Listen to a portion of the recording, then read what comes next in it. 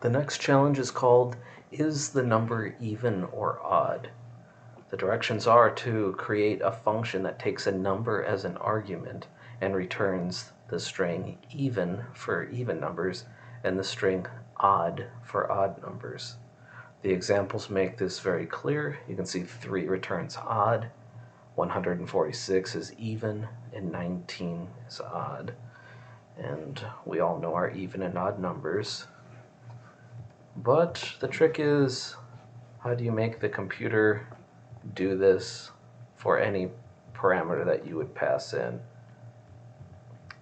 And to give you a hint for this one, hopefully you've been paying attention to previous videos, but I've actually, if I recall correctly, said how to do this when we were talking about the modulo operator.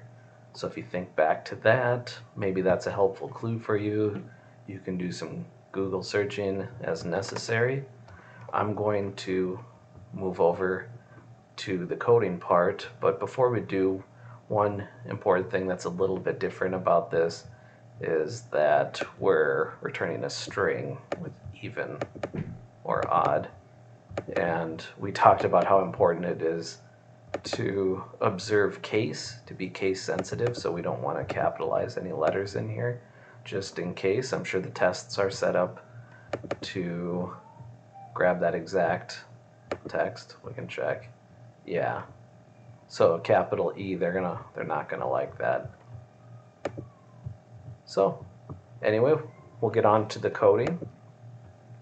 Pause now, think about it.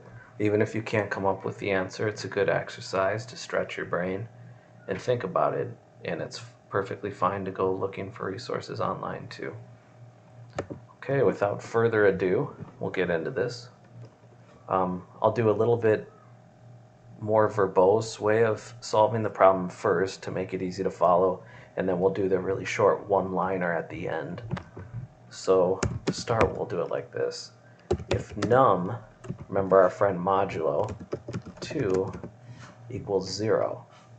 And remember the modulo operator will perform the division on the two operands, but it gives you the remainder of the division. So if we take our number and divide it by 2, and we're saying if it equals 0, that's essentially saying there's no remainder. That 2 divided evenly into whatever this number was. So that sounds very much like an even number. You can divide any even number by 2, and it comes out cleanly with no remainder. And so there's only one case for this. It either comes out evenly or it doesn't. So you know that if that didn't happen, you're dealing with an odd number. Okay. And we can check this to be sure.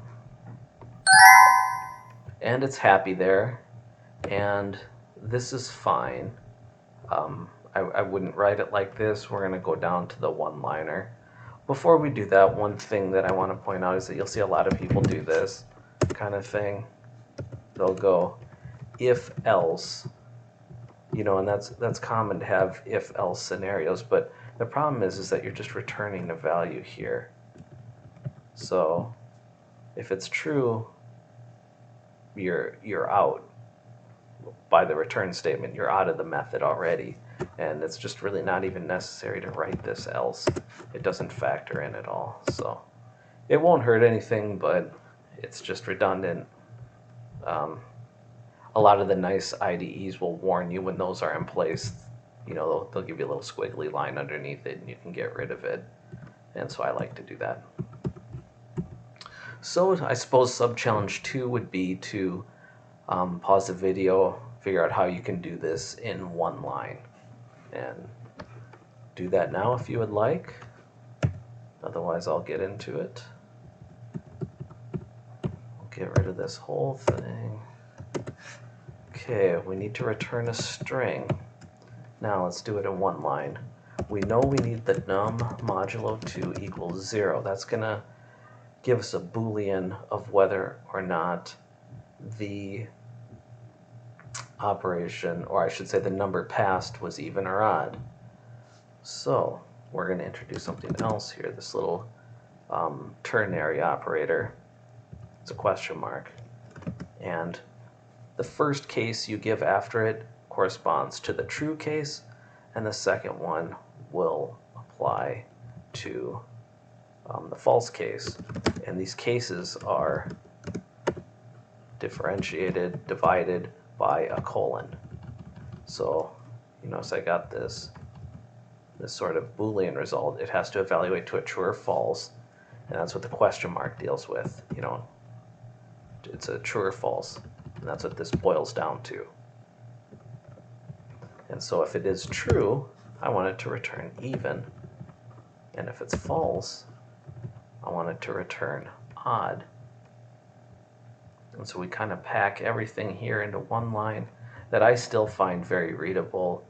If you're new, maybe it looks a little alphabet soupy, but you'll definitely become more comfortable with this as time goes on. But yeah, that's a pretty useful way of doing it. Keep things short. I believe that's the ternary operator. They call this.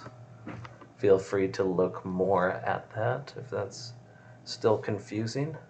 And for fun, you know, we should really run this through again to make sure I'm not giving you some bum advice there. I don't want to be that guy. I'm supposed to be the syntactic sugar daddy.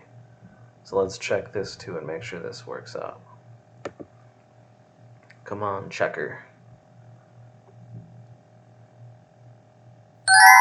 And it is indeed happy with that. So that's good. I like this one a lot better. I hope you found this video helpful. As usual, leave questions, comments below. Thanks for watching.